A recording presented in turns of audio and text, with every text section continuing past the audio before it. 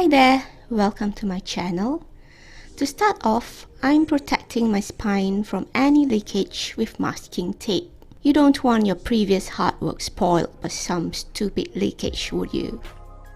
So here I'm protecting my pages with some old ad flyers.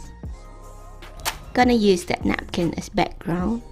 Using my white glue, I'll prepare a quick batch of decoupage glue with a little bit of water.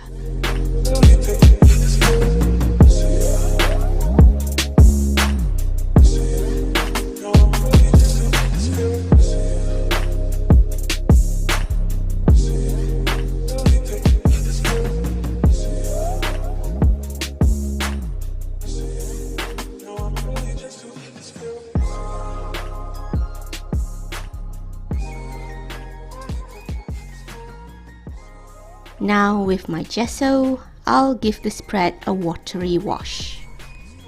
I'm using acrylics later, so better not cover most of the designs than it will later.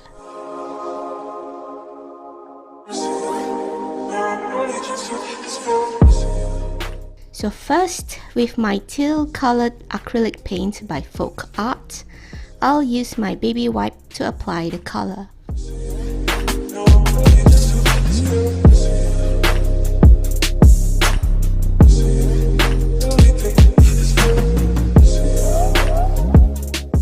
Next, I'll be using my white acrylic paint to use my old brayer with.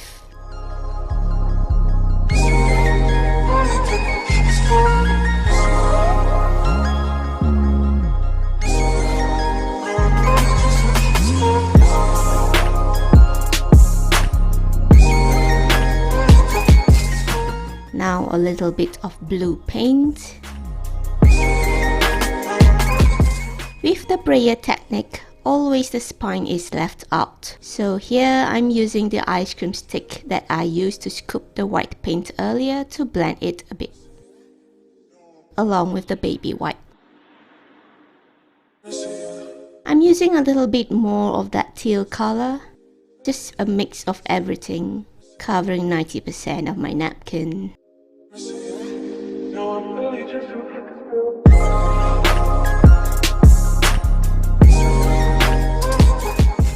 Here I'm using my mandala pattern stencil that I cut using my Cricut machine.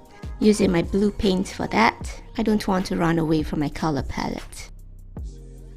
Using my old sponge dabber I got off Daiso, I'll apply the blue paint onto the stencil.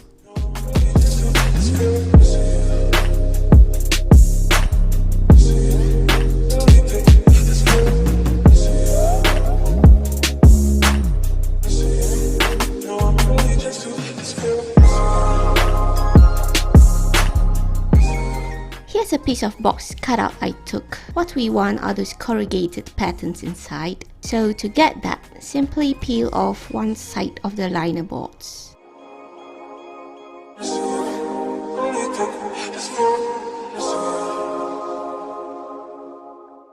There, these patterns, what they apparently technically termed as fluting medium. I left some of those papers to get that imperfect look. Using my blue paint again, I'm spreading the paint a bit with my ice cream stick for easy stamping.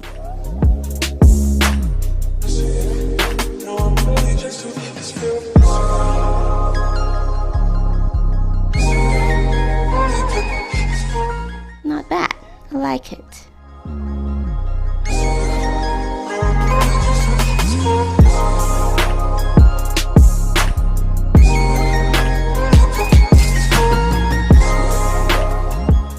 Now here is a bottle of silver glitter glue I got off a dollar store, trying to make some use of it rather than have it collecting dust. Okay, so squeezing doesn't work. Let's just apply it with an ice cream stick. I want that glittery diamonds as a background rather than blotting them on certain spots. Now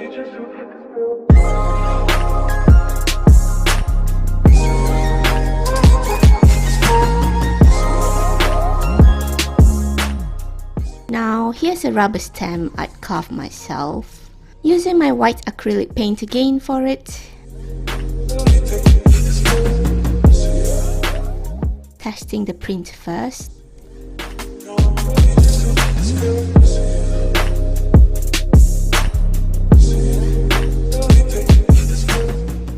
Now with my watercolors, I'm giving the bottom right corner some dark shade, using a mixture of blue, black and green to get that dark teal color.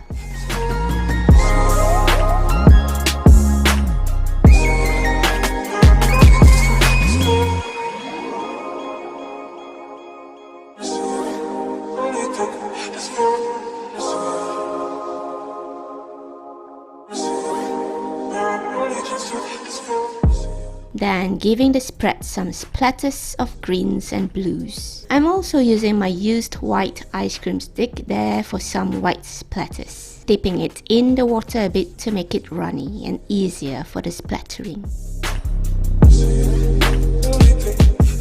I feel I need to put something on this upper corner here, so I chose this triangle pattern stencil, something that I'd cut with my Cricut too. Using my modeling paste, I'll use just a part of the stencil.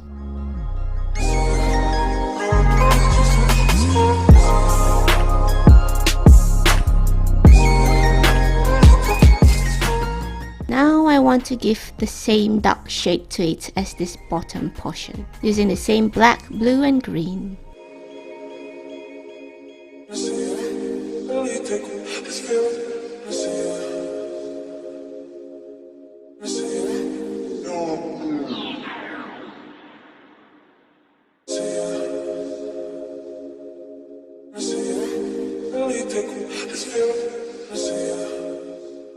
Then giving it some splatters again, lightening it up a bit with white. I kept adding colors until I feel satisfied.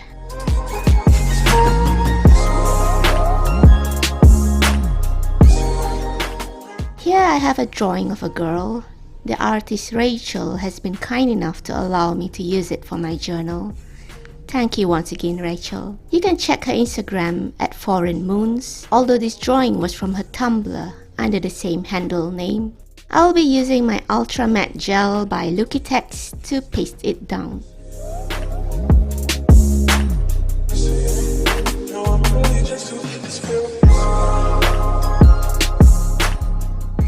Making sure I'm applying the gel, especially on the edges, as I need to have that non-porous surface.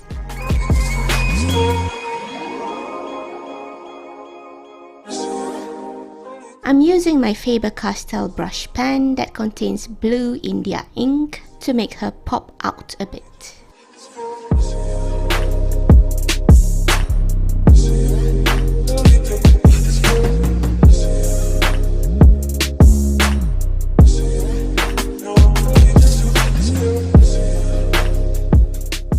Now I want to fill the mid-section of this mandala with something, and I chose this clock stencil that fits the size. Using the leftover white paint there, I'll dab the color onto the stencil carefully to avoid messing the girl.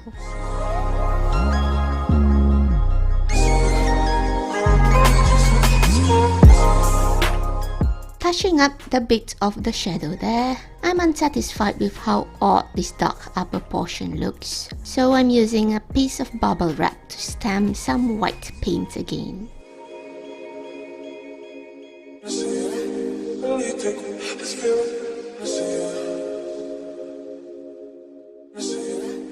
Then adding a bit more green splatters on top. Here's a bunch of journaling quote stickers I printed myself. I only did 2 fonts. For this, I'm choosing the more cursive one. I chose the quote, "Don't let yesterday take up too much of today." I'll cut that into 3 parts, securing them down with my matte medium.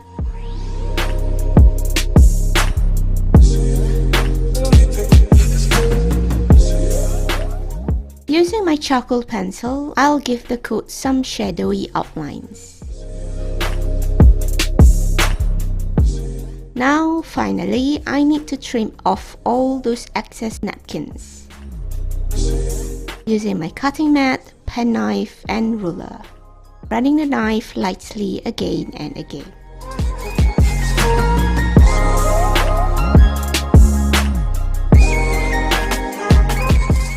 Now, using my corner rounded puncher, I'll trim off all those 4 corners.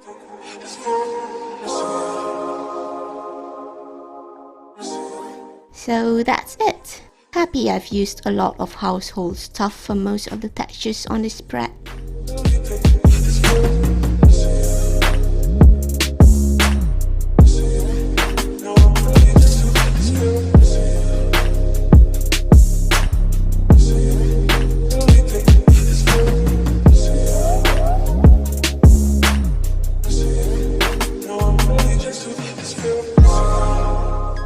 So thank you guys if you're still here. Happy journaling and bye.